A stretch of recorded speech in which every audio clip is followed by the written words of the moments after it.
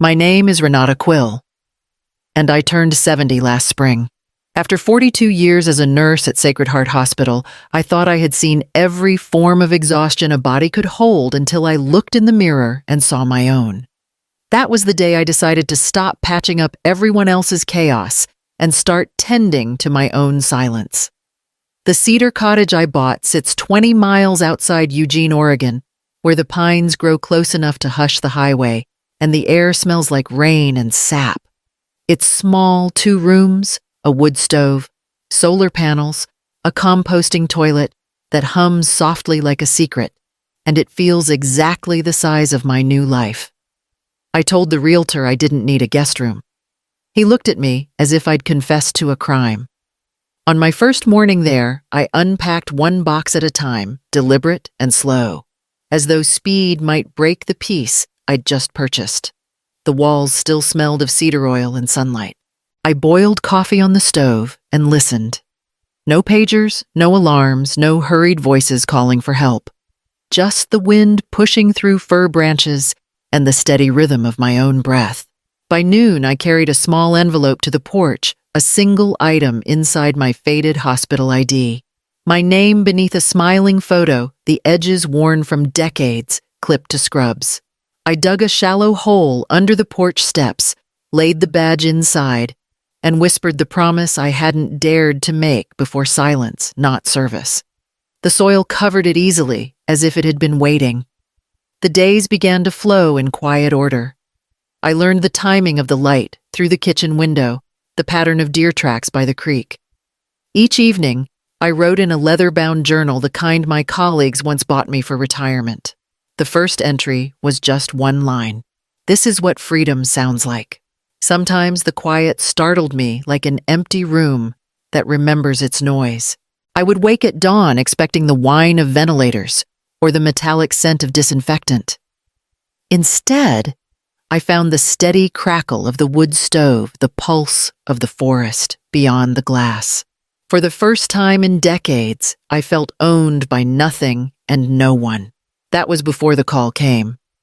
It happened on a Tuesday late afternoon, the sky bruised with early rain. My phone buzzed against the counter and I almost ignored it.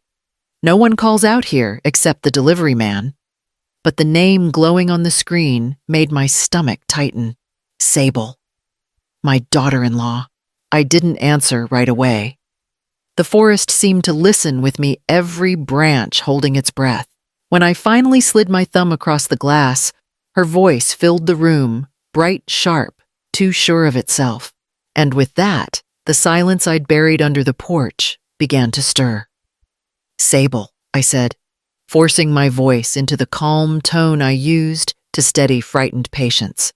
What a surprise. Hi, Mom, she answered, drawing the word out like it hurt her tongue. Listen, I'll make this quick. My parents are moving in with you for a bit, just until they get back on their feet. The world outside my window was still the trees, unmoving, the afternoon light brittle as glass. I beg your pardon. You heard me. They lost their condo and rents in the city are impossible. You have that house in the woods, right? There's plenty of room. I looked around at my kitchen. A table for one. 2 mugs. A single chair I'd carried up from Portland in the back of my car. There's hardly room for me, I said quietly. Sable laughed, one short, clipped sound. Oh, don't be dramatic. It's temporary. They'll bring their own things. You'll hardly notice them. Something rustled in the background. Another voice, lower, hesitant. Oren. My son. He hadn't called in weeks. I tried to catch the warmth that used to live in his voice. Oren. Are you there? A pause, then a vague cough. Yeah, Mom. We just thought it might be good for everyone. Dad's gone. You're alone out there. I'm not lonely, I said before I could stop myself. The sentence came out too fast, too sharp. I softened it. I'm peaceful. Well, Sable said that's about to change. They'll come next weekend. We'll help them move in. The kettle on the stove began to whistle thin and shrill. I reached for the handle more for something to hold than from any need to drink. Steam curled against my wrist. Sable, you can't just... She cut me off. I can and I will. Orrin agrees. They need somewhere quiet and you have it. End of story. There was no malice in her tone, only the cold efficiency of a woman rearranging furniture.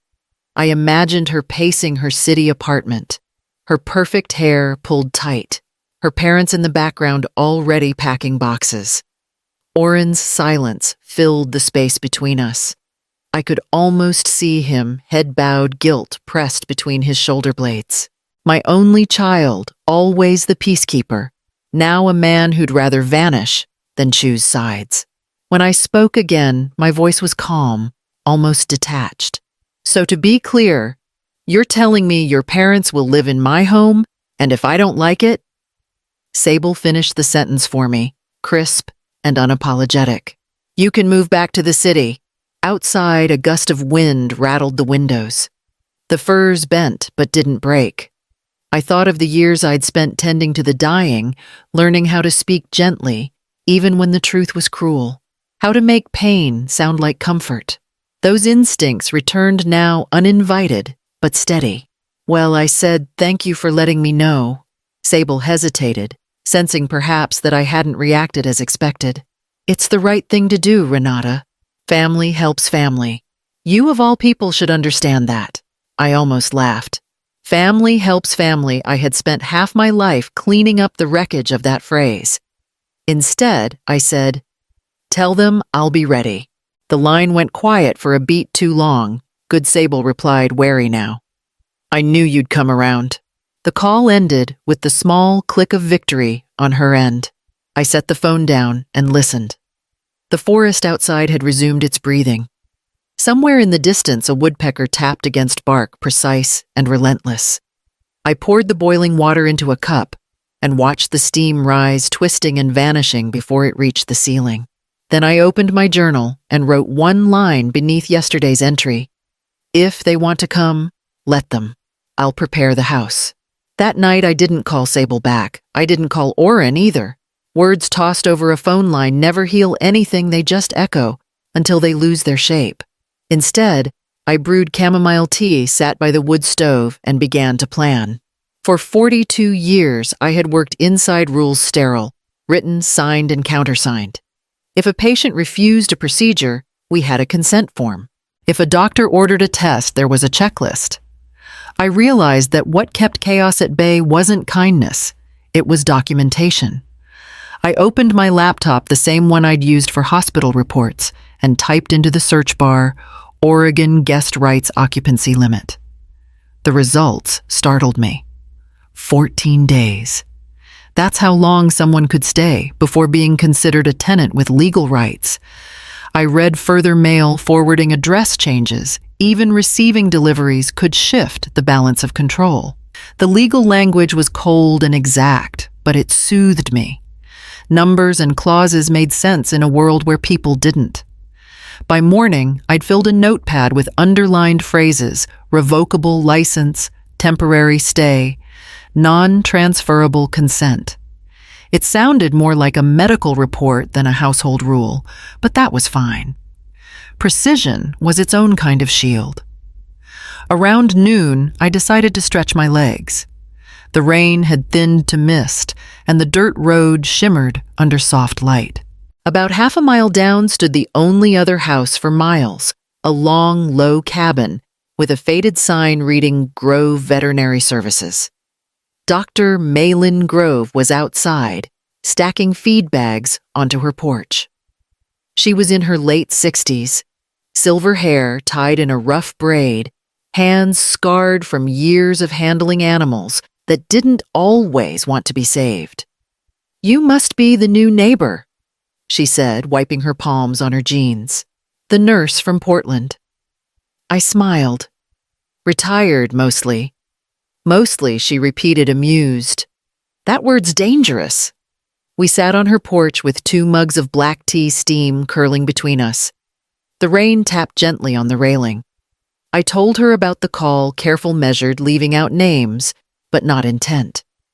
She listened without interrupting, eyes narrowing only once when I mentioned the phrase, "move back to the city." When I finished, She leaned back and said, "You know what the real danger is? Being too nice. People mistake silence for permission." Her words hit me harder than I expected. Silence for permission. How many times had I kept quiet to keep the peace at work, in marriage and motherhood? I felt the truth of it settle into my chest, like a steady heartbeat. "I'm not looking for a fight," I told her. Malin smiled faintly. "Neither am I. I just make sure I choose the battleground." When I returned home, the sky had cleared. The soil along the path was soft, streaked with the lines of my boots. I stood there for a long moment, then crouched and traced a shallow groove with a stick, a small, meaningless act, but it felt symbolic, as if I were marking the boundary between my old life and what would come next. That evening, I drafted the first version of what I called the Guest Covenant, 2 pages typed neatly outlining conditions for temporary stay, shared chores, and revocable consent. At the bottom, I left space for signatures. I printed it twice, set it on the table, and smoothed the edges flat. It looked clinical, almost sterile, just the way I wanted it. The next morning, I folded the printed guest covenant into a folder and slid it into my canvas bag. The air smelled of wet pine and wood smoke, sharp and grounding. My hands didn't tremble, though my stomach felt tight, as if my body already knew the shape of a battle I hadn't yet named. Eugene was only an hour's drive, but it felt like crossing worlds. The forest narrowed into suburbs, the quiet into noise. I parked outside a brick building downtown with a small plaque that read Rell and Associates, Elder Law and Estates. The receptionist led me into a warm office lined with dark shelves and framed case photos. Atticus Rell stood as I entered, a man in his late 40s with a calm face and eyes that missed nothing. He wore no tie, only a gray shirt rolled at the sleeves, as if he'd learned that formality could sometimes intimidate the very people he was meant to help. "Mrs. Quill," he said, shaking my hand. "What can I do for you today?" I opened my folder and slid the covenant across his desk. "I may be having house guests," I said. "Uninvited ones. Family. I want to make sure they don't become residents." He skimmed the document quickly, lips pursed in faint approval. "You've done your homework." "I used to work in a hospital," I told him. "Everything had to be signed, witnessed, double-checked." "Good training," he said. "Let me be clear, you can't be forced to host anyone not under Oregon law. But if they stay past 14 days, receive mail, or establish habitual residence, it gets complicated. Your covenant is a strong start. Add signatures and a witness if possible." I nodded, noting each word like a prescription. He leaned back, folding his hands. "Also, document your clarity. Families sometimes claim incapacity to challenge boundaries. Keep receipts, phone logs, and any communication in writing. And don't sign anything under pressure. Not even a delivery slip if it feels wrong." "Understood." He hesitated, studying me. "Forgive me for asking, but have you had a recent medical evaluation? Mental clarity, cognitive tests, just so no one can later say you weren't capable of making decisions." "I'm healthy," I said, "but no, nothing recent." He smiled slightly. "It's not about health, it's about proof." He scribbled a note on his pad. "If your doctor can issue a capacity and autonomy statement, keep 2 copies, 1 sealed, 1 accessible. It's tedious, but it's armor." I left the office lighter than I'd arrived. For the first time, my fear had a structure, something that could be held and examined instead of swallowed whole. The drive back took me through rolling fields, slick with winter rain. The sky was low and silver, the road lined with bare cottonwoods. I stopped by Malin Grove's cabin, where she was mending a fence with her usual unhurried precision. "Back so soon?" she asked. I saw a lawyer," I said, handing her the note from Atticus. "He wants a capacity statement. Would you be willing?" Malin tilted her head. "You think they'll try to claim you can't decide for yourself?" "I think they might try anything," I said. She nodded once. Then yes. Come inside. Her home smelled faintly of hay and antiseptic. She took my blood pressure, asked about medications, reflexes, memory recall. It felt almost like an ordinary checkup until she started typing the letter. Patient Renata Quill, 70 years of age, fully oriented, cognitively sound, physically independent. No evidence of diminished capacity. When she printed and signed it, she added almost gently, "You don't owe anyone your peace, Renata." I swallowed hard. I know. I just need to make sure no one takes it. By the time I returned to my cottage, dusk had fallen. I took a fireproof box from the closet once used for insurance papers and keepsakes and placed inside it 2 envelopes, one containing the signed covenant, the other, Malin's letter. The box slid neatly beneath my bed out of sight, but close enough to touch if I ever needed it. I locked the door, turned off the lights, and stood at the window. The forest pressed close, dark and alive, each tree a quiet witness. The house felt smaller that night, but safer too, like a patient whose wounds had been cleaned and dressed, waiting to heal under the steady rhythm of care.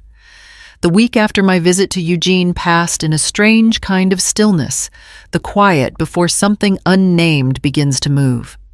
I woke each morning to the same patterned tea, a short walk by the creek, a page in my journal. But beneath the routine, my thoughts circled like slow birds around a wound that hadn't yet broken the skin.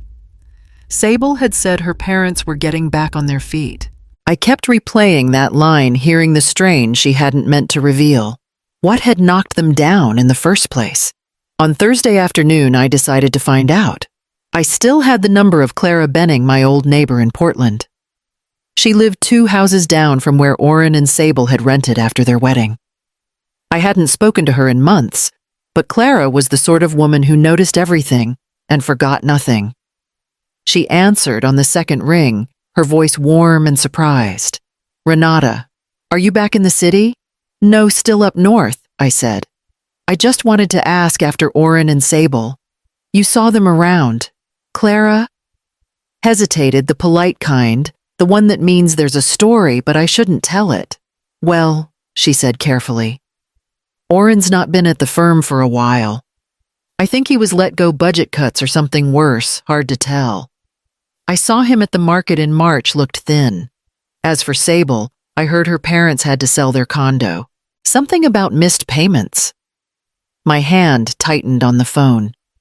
"They sold it, that's what I heard. You know how the city is. Prices went up. Taxes doubled. Maybe they overreached. They moved in with Sable for a while, I think. That apartment of hers must feel crowded." I murmured thanks and hung up.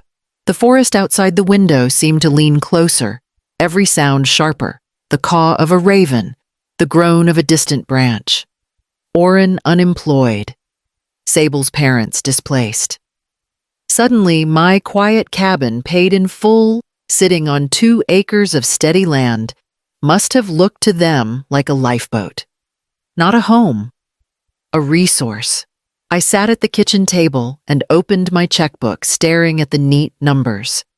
My pension modest but stable. Savings from decades of double shifts. Nothing extravagant enough to last me, not enough to feed 4 more. Still, I could almost hear Sable's logic. "You're old, you don't need much space." Family helps family. A hollow laugh escaped before I could stop it. When I went to the mailbox that evening, there was an envelope addressed to Orrin Quill. Same last name, same P.O. box. No return address. At first, I assumed it was misdelivered until I saw the seal Cascadia Credit Union. I stood in the driveway for a long time, thumb pressed against the paper. Opening mail not meant for you was wrong, but sending it back felt worse, like sealing myself out of the truth. I slit the top carefully with the edge of my key. Inside lay a thin letter, short clinical. Notice of lien, account delinquent. It listed an unpaid balance that made my throat close. 5 figures. I folded the paper back into the envelope and carried it inside as if it were fragile toxic. On the counter, it looked out of place among the fruit bowl and folded dish towels. For years, I'd taught young nurses to read between the numbers, heart rate, pressure, pulse, all signs of what wasn't being said. This, too, was a chart of deterioration. The decline of responsibility, the infection of need spreading through people I had once trusted to stand on their own. Outside, the light dimmed early. The trees which had always comforted me now seemed to crowd the windows, their dark silhouettes bending closer. The silence I had loved so much had changed, no longer a balm, but a warning. I turned on every lamp in the cottage and sat by the fire, the envelope still unopened beside me. For the first time since moving here, I felt the house listening. Not to the wind, but to me, waiting to see what I would do next. By morning, the forest had shaken off its unease, returning to its rhythm of mist and birdsong. But inside me, something had shifted resolve where fear had lived. I brewed strong coffee, opened my laptop, and began to type. The document needed to sound official, not emotional. Emotion could be argued with. Paperwork could not. License to occupy. Temporary guest covenant. I started with what Atticus Rell had called anchor terms. Each one felt like a brick in a small, invisible wall. Clause 1, occupancy limited to 14 consecutive days. Clause 2, no mail forwarding address changes or registration of residence permitted. Clause 3, shared household duties as outlined by host. Clause 4, license revocable at any time without compensation or notice. At the bottom, I typed my full name, Renata Quill, in neat serif letters. I left 2 blank lines beneath it, one labeled guest signature, the other date. I added a final paragraph, the kind you might find in a hospital consent form. This agreement ensures mutual respect, safety, and voluntary participation in shared space. Signing below acknowledges understanding and acceptance of these conditions. Reading it over, I almost laughed. I had spent a lifetime managing chaos through order patients, in crisis families, arguing over care decisions, paperwork that spoke when I was too tired to. Now I was simply transferring that language of containment to my own front door. When I printed the 2 copies, the paper came out warm, smelling faintly of ozone and ink. I set them on the kitchen table and laid 2 ceramic cups beside them. A calm stage for what might come. By mid-morning, I called the county offices. The woman who answered was cheerful, with the crisp tone of someone who'd said the same words 1,000 times. "Yes, we can schedule a routine safety inspection," she said. "Smoke detectors, septic structural compliance." "Next Thursday, okay." "Perfect," I replied. It wasn't just about safety. It was proof, dated, documented, that my house was maintained and my mind organized enough to request it. If anyone ever tried to claim I was unfit or negligent, the record would say otherwise. After hanging up, I walked outside to the porch. The air carried the sweet scent of cedar and damp soil. I could hear the distant hum of Malin's truck heading down the forest road, her dogs barking faintly in the distance. The forest, for now, felt like an ally again, steady, loyal, watchful. I gathered lavender from the small garden patch and brewed a pot of herbal tea. The ritual steadied me, the scent calming but purposeful. I poured 2 cups, set them beside the signed forms, and looked at the tableau, clean, deliberate, ready. This wasn't anger. It was clarity. Every inch of my home would speak my intent long before I had to. I walked from room to room, checking the locks, the curtains, the light through each window. Everything was in its place. The walls seemed to breathe with me, no longer trembling under threat, but waiting calmly, patiently, for the moment hospitality would test its limits. The first sign they were coming was the low hum of an engine laboring up the dirt road, breaking the calm rhythm of birds and wind. I stood on the porch, one hand resting on the rail. The coffee pot was already on the cups, arranged the papers waiting beside them. Dust lifted behind the SUV as it turned the final bend, tires crunching over gravel. The air felt thicker, heavier, as though even the trees were holding their breath. Sable stepped out first, wrapped in a camel-colored coat far too elegant for the woods. Her hair was perfect, her lipstick precise, as if defiance could be worn like armor. Behind her came Oren, my son, looking older than his 42 years, the collar of his jacket pulled tight against the chill. He didn't meet my eyes. Then came the parents, Lázaro and Mireia Escalante, both neatly dressed, the kind of formal that suggested they had dressed to prove something to themselves, perhaps. Lázaro carried himself with stiff courtesy. Mireia's eyes darted from the trees to the porch, as if she feared nature itself might stain her shoes. I smiled, a calm, measured gesture. You found the place easily enough. Sable's smile was sharp and rehearsed. GPS worked fine.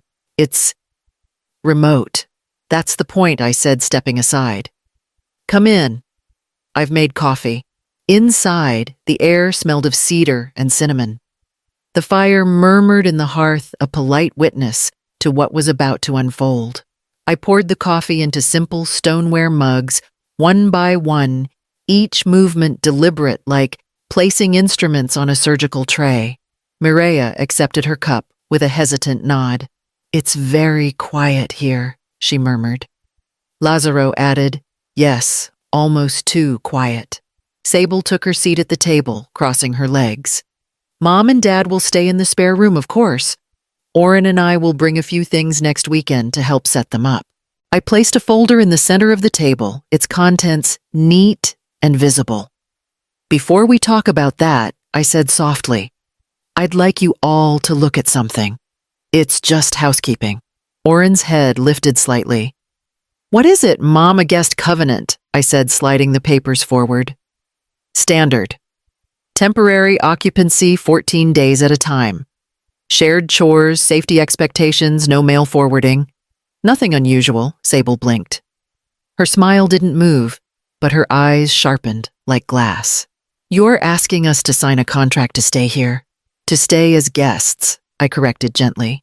Everyone stays as a guest, even family.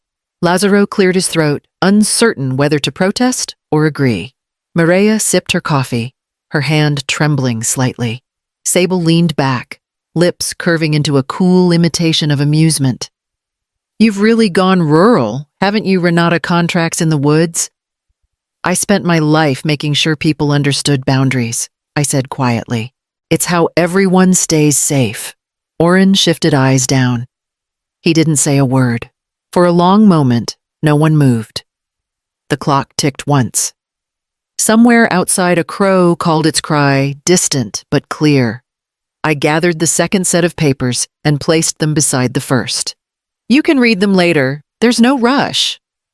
Sable's laughter was light but brittle. Oh, I think we'll read them right now. Her words faded into the hush of the house, swallowed by the walls and the waiting forest beyond. The silence settled again, dense, patient, impenetrable, as though the land itself was watching to see who would speak next. The four of them sat around my kitchen table, like a jury waiting to hear a verdict. Outside, the wind shifted through the pines, carrying the faint rattle of branches against the roof. I took my seat slowly, not as an apology, but as possession. Every chair, every plank of wood beneath us belonged to me. Sable flipped through the pages of the guest covenant with one manicured finger, her bracelets chiming like a warning bell. This is interesting, she said finally. A license to occupy chores. No mail forwarding. Her tone dripped amusement, but her eyes were sharp assessing. You make it sound like an Airbnb, Renata. I folded my hands on the table. It's a home, and homes require care. This one just happens to require clarity, too. Across from her, Oren's face flushed a deep shade of red. He adjusted his glasses, pretending to study the papers, but his silence said more than any argument could. He wasn't used to me drawing lines. He was used to crossing them without noticing. Maria cleared her throat delicately. "Forgive me, but is this really necessary? We only meant to stay for a while until we sort things out." "That's what the covenant is for," I said evenly. "It defines a while. 14 days. After that, we revisit the terms." Sable laughed, a short, brittle sound that didn't quite reach her eyes. "You can't be serious. You'd really make your son's family sign paperwork to stay under your roof." "I'd rather we all sign than assume I said. Assumption causes trouble." Orrin looked at me for the first time since they'd arrived. His voice was low, hesitant. "Mom, we didn't mean to upset you. Things have been hard lately. Sable's parents just need a place to breathe." "I understand that," I said gently. "But breathing room isn't ownership, and I need to know where the air ends and the walls begin." For a moment, the room went still. Then the shrill ring of my phone broke the silence. I reached for it, glanced at the screen, and answered. "Mr. Rell, good afternoon." The name alone straightened everyone's posture. Atticus's voice carried through the speaker, calm and professional. "Mrs. Quill, just confirming your county inspection for next Thursday at 10 a.m. Also, I'll send copies of your notarized documents by courier tomorrow morning, should arrive before noon." "Thank you," I said, keeping my tone mild. "Everything's in order then?" "Completely. And I'll make sure the inspection notice reflects your sole ownership status as discussed." I caught the flicker in Sable's expression, surprise tightening into irritation. She tried to recover it with another laugh, but it came out hollow. "Perfect," I said, glancing at the table. "You're on speaker, Mr. Rell. My family's here. They'll appreciate knowing things are proceeding properly." There was a polite pause before Atticus replied. "Ah, then good afternoon to all. Mrs. Quill is being extremely diligent with her documentation. You're in good hands." He hung up after a brief exchange about logistics. The silence that followed was colder than the wind outside. Sable's eyes darted toward Orrin, silently demanding he speak, but he only pressed his lips together and stared at the floor. Maria looked pale, her coffee untouched. She whispered, "We didn't come for this." "No," I said softly, "but this is what you found." Lazaro rose, smoothing his jacket, in a motion that tried and failed to reclaim dignity. "Perhaps we should step outside for a moment." Sable stood as well, gathering the papers but not signing them. "You've really thought of everything, haven't you?" "I had 42 years to learn how to think," I said. "Old habits die slowly." When they filed out onto the porch, the door closed behind them with a quiet finality. I gathered the untouched cups still warm and placed them in the sink. The faint imprint of Sable's lipstick stained one rim, evidence, however small, that the war had already begun. Through the window, I could see them standing at the edge of the drive, arguing in low voices. The wind rose again, sweeping through the pines, carrying their words away before they could reach me. Inside the covenant, rested on the table, unsigned, untouched, and utterly powerful. The next morning came bright but hollow light glinting through the trees, as if it didn't yet trust the peace it was shining on. The Escalantes were polite at breakfast, too polite, thanking me for coffee they didn't drink, complimenting the silence they clearly hated. Sable smiled too often. Orrin spoke too little. By mid-morning, they announced they'd drive into town for errands, leaving the smell of perfume and tension hanging in the air. The SUV pulled away, the sound fading down the gravel road until the forest reclaimed it. I stepped outside to breathe, to remind myself this place still belonged to me. The pines stood steady, indifferent to human deceit. As I walked past the carport, something caught the corner of my eye, a folder on the front seat of their truck, tan and thick, the corner tucked under a jacket. I hesitated, heart thudding in a rhythm too familiar from years of cardiac monitors. It was probably nothing. But nothing had become a dangerous word in this family. I opened the door. The hinges sighed softly like they knew what I was about to see. The folder bore a neat label written in blue ink, "Trustee Transition Packet." My fingers felt cold as I flipped it open. The first page was a printed draft from a legal template, temporary trustee and co-guardianship authorization. Below my full name appeared in block letters, Renata Quill. Then beneath it, the appointed temporary trustees Orrin Quill and Sable Hart Quill.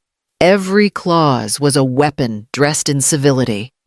In the event of diminished decision-making capacity, to ensure continuity of property management, full discretion to manage financial accounts and real assets. There were blank spaces where my signature should go. Several of them. My hands began to shake. I sat in the driver's seat and read it again, line by line, forcing each word to settle into meaning. They hadn't come for refuge. They had come for control, wrapped in kindness, sealed in legal paper. I turned the page and found a handwritten note tucked inside, likely from Sable. "We'll explain it to her once it's filed. She'll thank us later." The paper fluttered as I exhaled. My first instinct was the old one to call Orrin to ask why. But 42 years of watching people break under shock had taught me something grief could wait. Documentation could not. I pulled out my phone and began to photograph every page, each image crisp and dated. The lens reflected a sliver of my face in the glass, steady, unsmiling, transformed. When I finished, I slid the papers back exactly where they'd been, smoothing the folder's edge, closing the car door without a sound. Inside the house, I transferred the photos to a flash drive, labeled it Forest Records 1, and slipped it into the fireproof box under my bed. Only then did I allow myself to sit, the tremor finally reaching my fingertips. I stared at them. These same hands that had held strangers through pain, written discharge notes, signed death certificates. They were steady again when I folded them together. So I said into the quiet room, "It's war by paperwork." The forest outside didn't answer, but a breeze rose through the pines, whispering like it understood. It happened 3 days after I found the folder. I was making soup when the knock came, 2 firm raps, the kind used by people who expect to be invited in. Through the window, I saw a white sedan parked neatly at the end of the Drive County seal on the door. A woman stood on the porch, coat-buttoned, clipboard in hand. She smiled the careful smile of someone trained to enter strangers' lives politely. "Mrs. Quill," she asked. "I'm Verity, Sloan County Social Services. May I come in?" I wiped my hands on a towel. "You may." Her eyes moved over the room as she stepped inside, taking in the polished counter, the tidy shelves, the neat stacks of books by the window. "I received a report of possible unsafe isolation," she said. "Just a standard welfare check." The phrase "unsafe isolation" slid through the air like a scalpel. I felt my pulse quicken, but I kept my tone level. "You'll find it's quite safe here. Coffee?" She hesitated, then nodded. "That would be nice." While it brewed, I watched her take notes, scanning the corners of the room, the fixtures, the fire extinguisher by the door. Her eyes lingered on the single mug on the counter and the untouched second cup on the shelf. "I live alone by choice," I said before she could ask. "No pets. The forest is company enough." Verity smiled faintly. "You'd be surprised how many people say that." When the coffee was ready, I set it before her, along with a small binder, the same kind I used at the hospital. Inside were my insurance forms, medical contacts, and a checklist titled Home Safety Protocols. Each section was labeled with tabs. She flipped through, eyebrows lifting slightly as she read. "You keep impeccable records." "I always have," I said. "Old habits." She moved from room to room as I followed the bathroom, with its grab rails, the first aid kit mounted near the sink, the smoke detector blinking steadily. The spare room held a neatly folded blanket and a cot, nothing more. When we reached the living room, she paused before the small camera mounted above the entryway. "Security system, yes. Motion sensors on the porch cloud storage for recordings. They activate automatically at night. Her pen hovered over the clipboard. You've thought of everything. I've had to. Back at the table, I opened a new folder, the one containing Malin Grove's signed capacity and autonomy statement, and a copy of the guest covenant. You might want to see these, I said. She read the letter first. Physician documentation of full decision-making ability, she murmured. Excellent. Then she skimmed the covenant, her tone approving. And these are your house rules for guests, I said. She met my eyes. This was filed recently. I prepare for things before they happen. For the first time, Verity's professional calm softened into respect. She set down her pen and took a sip of coffee. Mrs. Quill, if more of my clients were as organized as you, I'd be out of a job. Whoever reported this well, I think we can close the concern. I folded my hands. May I know who filed it? I'm afraid not. It was listed as anonymous. Of course, I said. They often are. She smiled again, but this time it carried a trace of sympathy. I'll mark your file as reviewed and resolved. You're safer than most city clients, frankly. When she left, I walked her to the car. The forest was still the air cold and damp. Her tail lights disappeared down the road, swallowed by trees. I stood there for a long moment, the smell of coffee still on my hands, my heart steadying. The fear that had crawled through me since the call now felt smaller, almost manageable. Back inside, I gathered the binder, the letter, and the inspection notice, stacking them neatly on the table. The house was quiet again, but no longer fragile. It had proof now written in ink, stamped and witnessed. I poured the remaining coffee into the sink, rinsed the cup, and set it upside down to dry.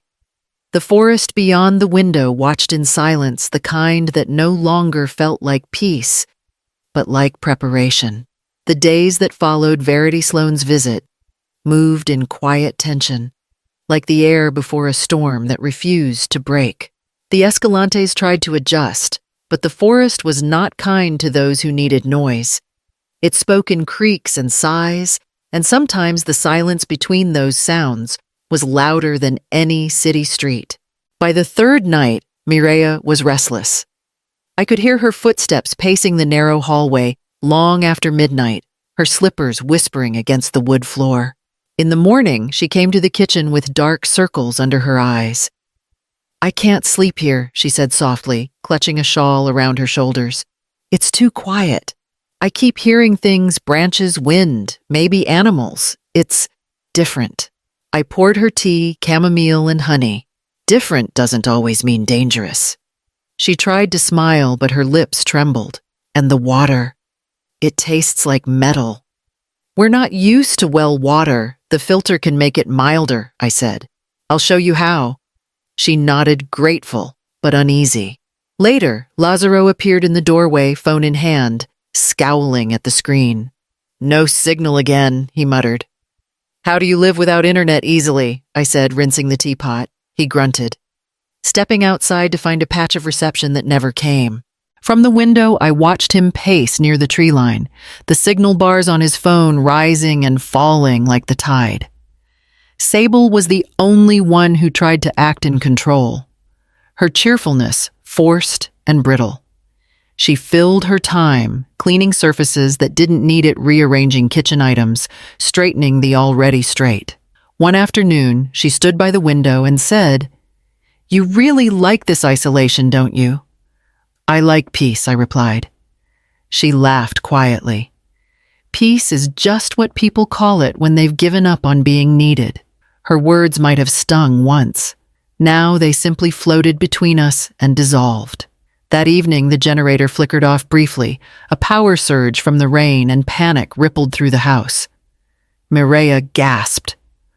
Lazaro shouted for a flashlight.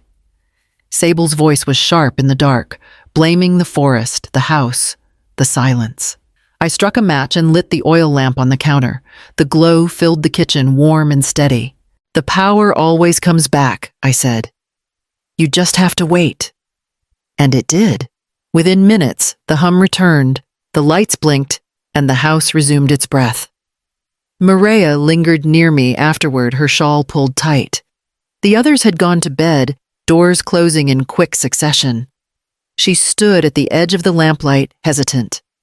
"You didn't deserve this," she said finally. "Whatever they're planning, it isn't right." The words came like a small surrender, quiet, but sincere. I looked at her, this woman who had come to invade my peace, and saw not malice but fatigue. A mother protecting her own trapped in another's scheme. For the first time I felt the faint ache of pity. "I'll be all right," I told her. "Go rest." She nodded, eyes glistening, and disappeared down the hall. When her door shut, I turned off the lamp and stood alone in the kitchen. The house was silent again, but it no longer felt like emptiness.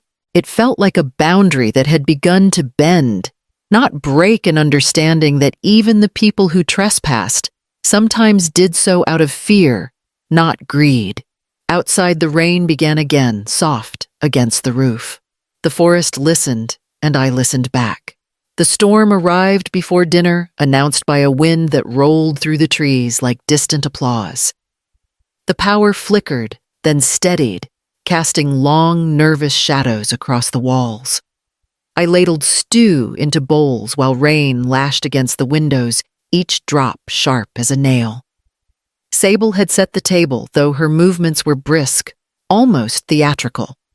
She poured wine with exaggerated care, as though performing civility before an invisible audience. Oren sat stiffly beside her shoulders, tense, his spoon untouched. Lazaro and Maria exchanged worried glances, but said nothing. They looked tired, worn down by days of unease and the forest's relentless quiet. "Mom," Sable began, her voice sweetened by effort.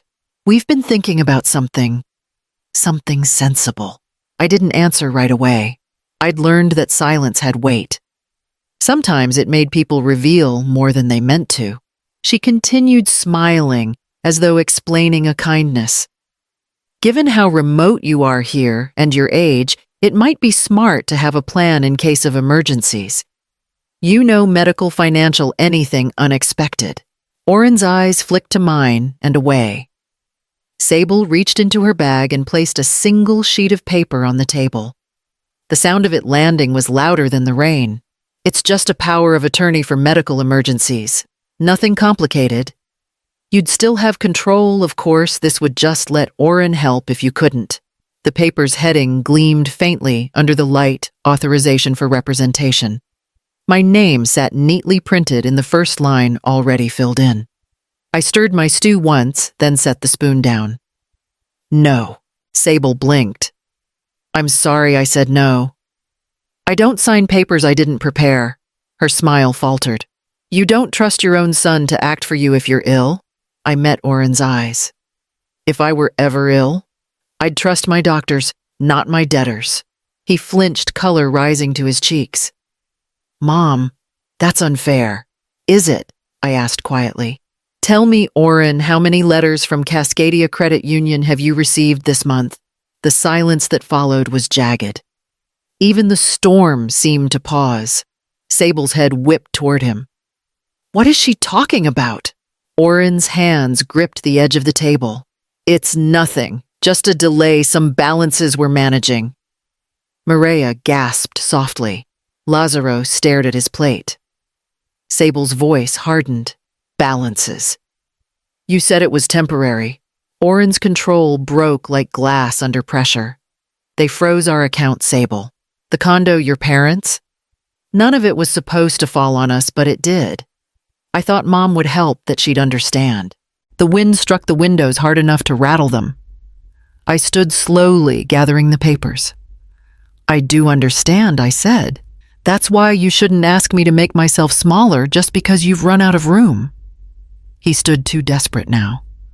"Mom, please just sign it. It's protection, that's all." I folded the paper in half. Protection for whom? The lamp flickered once, then steadied again. Sable's face had gone pale fury, coiled behind restraint. "You think everyone's out to take from you. It's sad, really." "No," I said, "it's experience." Something inside Oren seemed to collapse. He sat back down, voice breaking. "I just wanted to fix it, Mom. I didn't know how else." The sound of the rain deepened a low roar against the roof. One of the glasses trembled on the edge of the table, then fell shattering on the floor. The crack echoed through the room like punctuation at the end of a confession. No one moved. Sable stared at the shards, breathing fast. Maria rose silently, fetched a towel, and began to clean the spill. Lazaro put a hand on her shoulder, steadying her. I knelt, gathered the pieces one by one, each fragment catching the light. My reflection fractured across their surfaces, still calm, unbroken. When I stood, I said only, "Dinner's over." The wind howled once more through the pines as they retreated to their rooms. Oren paused in the doorway, but whatever he meant to say died in his throat. When the last door shut, I returned to the table. The broken glass was gone, yet the echo of it lingered. I poured the untouched wine down the sink and stood listening to the storm. Outside, the forest bent, but didn't yield. Inside, I did the same. The morning after the storm, the air smelled of wet cedar and ash. Branches lay scattered across the yard like a battlefield after retreat. The house was quiet. Too quiet, and for a moment I thought they'd all gone. But then I heard it, the soft creak of the guest room door, and Oren's voice calling Mom. He stood in the hallway, rumpled eyes hollow from a night without sleep. His hair clung damply to his forehead, and there was something fragile in the way he held himself, like a man who had stopped pretending strength. "Can we talk?" he asked. I nodded toward the kitchen. The kettle was already on. Habit had a way of keeping rhythm even after chaos. We sat at the table, the same one that had witnessed too many arguments and one broken glass. For a while, neither of us spoke. The rain had returned lighter now, steady against the roof. "I never wanted it to go this far," he said finally. Sable, she kept saying it was temporary, that once we got back on our feet, we'd fix everything. But the debts kept growing, and his voice caught. I let her talk me into things. I told myself it was for the family, but it was for pride. I didn't want you to see me fail. He rubbed his hands together as if trying to scrub something invisible from his skin. "She said the trust papers were just preparation. I thought if you saw them, maybe you'd help voluntarily. I didn't know she'd file that complaint. I swear I didn't." I listened, feeling the ache of truth and the ache of age, how both left the same hollow place behind. "Oren," I said quietly, "you were raised to tell the truth, not to trade it." He nodded, eyes wet. "I know, and I'm sorry. I believe you." The words hung between us, soft but solid. He looked up, startled. "You forgive me, I do," I said. "But forgiveness doesn't mean surrender. The house stays mine. The accounts stay sealed. You'll rebuild your life with honesty, not inheritance." His shoulders sank, relief and shame woven together. "I understand." I stood, retrieved a single sheet of paper from the drawer, the one I'd prepared weeks ago, but hoped never to use. It was simple, written in plain language. "I, Oren Quill, hereby renounce any claim, financial or custodial, over the property and estate of Renata Quill, while she remains of sound mind and body." I placed it before him with a pen. "This isn't punishment," I said. "It's release, for both of us." He hesitated, then signed. The ink spread slightly from the damp air. When he handed it back, his fingers brushed mine, an old, familiar gesture from childhood when he'd reach for reassurance without words. I felt it again now, the same silent plea. But this time, I didn't pull away. "Thank you," he whispered. I folded the paper and slid it into the fireproof box next to the others. "Go inside, get warm," I said. "You'll need your strength to start again." He lingered at the door, glancing once toward the guest rooms, where Sable's voice still lingered faintly through the walls. Then he stepped out onto the porch, into the thin, cleansing rain. When the door closed, I stood at the window and watched him disappear down the path. The forest received him without judgment. Only the sound of rain remained steady. forgiving, absolute. The 14th morning came gray and heavy with mist, the kind of quiet that presses against the windows before dawn. I woke early, as I always did, but this time there was no peace in the ritual of boiling water or folding the dish towel. The date circled on my calendar, inked in firm blue pen, waited like a verdict.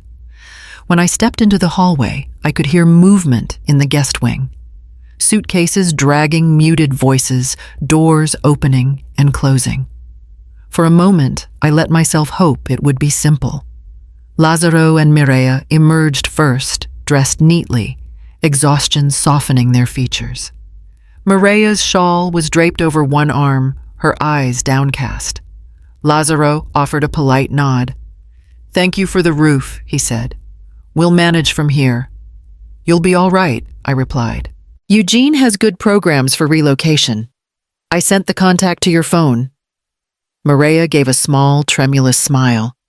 "You didn't have to do that." "Yes, I did," I said. "It's better this way."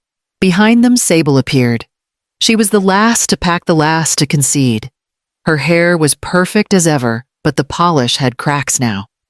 "You're really throwing us out," she said flatly. "The agreement was for 14 days, I said. It expires at noon." "You can't enforce that," she snapped. "We have rights. Oren's your son. This is his family too." I met her eyes. "Oren understands the terms. He signed them." Her lips parted, disbelief giving way to fury. "He what?" Before she could say more, the sound of tires on gravel interrupted us.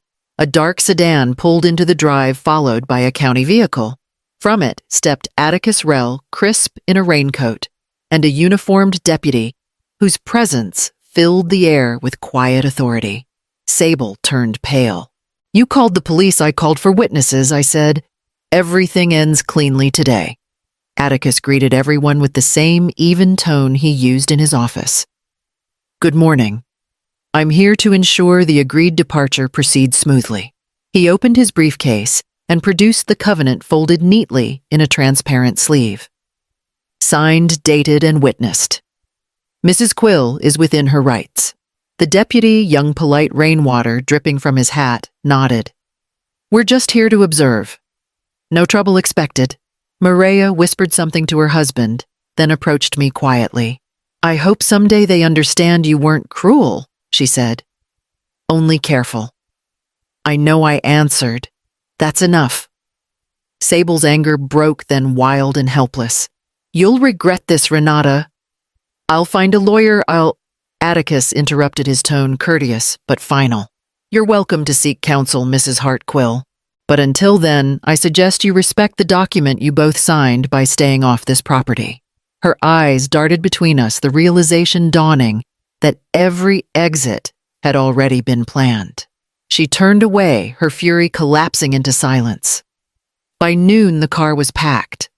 Lazzaro closed the trunk, rain beginning to fall in soft, slanted lines. Mireia looked back once and waved. Sable didn't. I stood on the porch as the vehicles rolled down the long drive tires, sending ripples through the puddles that had gathered overnight. The forest swallowed the sound quickly, as if eager to forget. When the road was empty again, I took the brass key from my pocket and locked the gate. The metal clicked clean and final. The rain thickened, soaking the gravel and my sleeves, but I didn't move. The air smelled of wet earth and release. The storm had passed. Only the ache of quiet remained. It had been 2 quiet weeks since the car disappeared down the drive. The forest had returned to its old rhythm branches, brushing the roof, rain ticking gently on the glass, the occasional rustle of a deer passing through the underbrush. Peace at last had settled into the corners of the house. Then one afternoon, the stillness broke. I was sorting through mail at the kitchen table when the sound of tires on gravel reached the porch. No engine had come up that road since their departure. Through the window, I saw a silver sedan stop by the gate. A figure stepped out, small, rigid, wrapped in a wool coat, despite the mild weather. Sable. She stood at the gate for nearly a minute before opening it. I didn't move. I simply watched her through the kitchen window until she finally knocked. When I opened the door, she managed a thin smile. "Renata," she said softly, voice trembling just enough to sound rehearsed. "May I come in? Just for a moment?" I studied her face. The anger from our last meeting had been replaced by something smoother contrition, painted over calculation. I stepped aside. She entered slowly, scanning the room. "It's so quiet here." I'd forgotten. Her eyes fell on the teapot. "May I?" "Go ahead." She poured herself a cup, the motions deliberate, practiced. "I came to apologize," she said finally. "To clear things up. Oren told me about the paper he signed. It broke him. I shouldn't have let things get so ugly." Her voice cracked on the last word. It was almost believable. Almost. She reached into her bag and pulled out a manila folder nearly identical to the one she'd forgotten weeks earlier. "I just want to make sure you're protected," she said. "You live alone miles from help. If something happens, if you can't make decisions, someone should have authority to act quickly." I brought a form, just in case. I looked down at it. Temporary trustee authorization. Same template, different date. I didn't reach for it. Instead, I folded my hands and said quietly, "Would you mind if we talk about this when my lawyer gets here?" Her composure flickered. "Your lawyer, I thought this was between family." "It still is," I said. "But family deserves witnesses too." Her face tightened.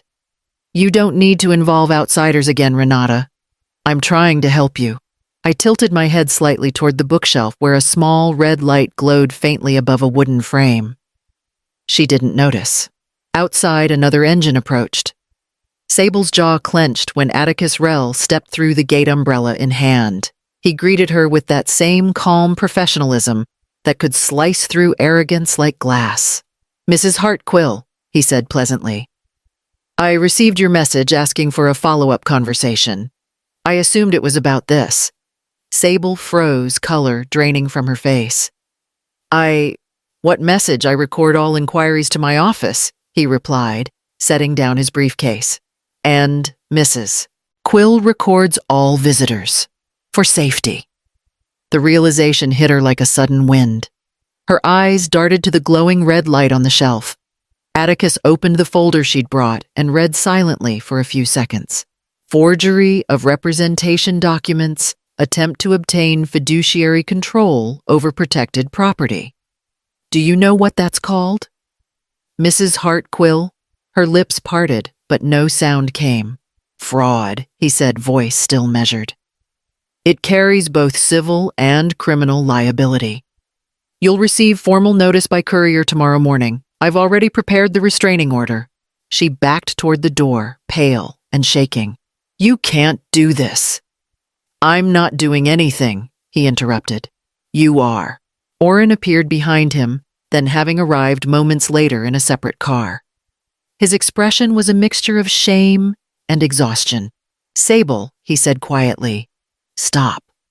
She turned to him, voice breaking. "You're taking her side." "It's not about sides," he said. "It's about what's right." He stepped past her, laid a trembling hand on my shoulder, and faced Atticus. "Do what needs to be done. I'll make a statement if required." Sable stared at him as though she didn't recognize the man she'd built her schemes around. Then without another word, she turned and left her footsteps sinking into the mud outside. When the sound of her car faded, Atticus gathered the documents, slipping them into his briefcase. "It's finished," he said quietly. This time completely. Oren stood beside the window, rain streaking the glass between us and the world beyond. "I don't deserve your forgiveness," he murmured. "You have it anyway," I said. "But forgiveness doesn't erase consequences. It just makes them bearable." He nodded, silent tears mixing with the rain's reflection. Outside, the forest breathed again, steady, untroubled, eternal. Inside, justice had arrived, not with shouting, but with stillness. the kind that left no wounds, only space for air to move freely once more. Spring returned slowly to the valley, soft and green, as though winter had been nothing more than a held breath. By then, the house no longer felt like a fortress. The paperwork was done, the hearings closed, the restraining order sealed. Even the air seemed lighter, no longer thick with waiting. I spent the first mild morning polishing a small brass plate I'd ordered weeks earlier. It fit neatly in my palm, its surface catching sunlight in a quiet gleam. The words etched into it were simple, home by consent only. I drilled 2 small holes beside the front door and fixed it there, the metal cool against the cedar wood. The sound of the screws tightening was oddly satisfying, like the click of a safe locking around something precious. When I stepped back, the plate shone softly in the afternoon light. Neither warning nor threat, just truth. Orrin began visiting once a week after that, always alone. He'd park by the gate and walk the last stretch of road, as if the act of arriving should cost him some effort. Each visit was quiet coffee on the porch, talk of simple things: his new job at the hardware store, his small apartment near downtown, the sobriety meetings he'd started attending. He never mentioned Sable, and I never asked. Some silences deserve protection, not probing. Once, he looked at the brass plate as we sat in the sun. "You really meant it, didn't you?" "I did," I said. He smiled a little. "It's strange, it doesn't feel like a wall. More like a gate that only opens the right way." "That's all it ever needed to be," I replied. After he left, I walked the garden path that curved behind the house. Wildflowers had spread in unexpected places, yellow, white, a few stubborn bluebells clinging to the edge of the creek. The earth had healed itself without instruction. It reminded me that peace, too, grows only where space is left for it. Inside, the house had settled into its own heartbeat again. The cameras stayed up, but mostly gathered dust. The fireproof box remained under the bed, but I rarely opened it. Its presence no longer meant fear, it was simply part of the order I'd built. At night, I sometimes caught myself listening for the hum of the forest, the same sound that had frightened the Escalantes, but steadied me.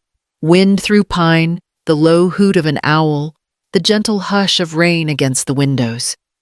Each sound was proof of survival, of continuity. One evening, as dusk turned the sky, the color of old lavender, I poured tea and stood by the doorway, looking at the brass plate one more time.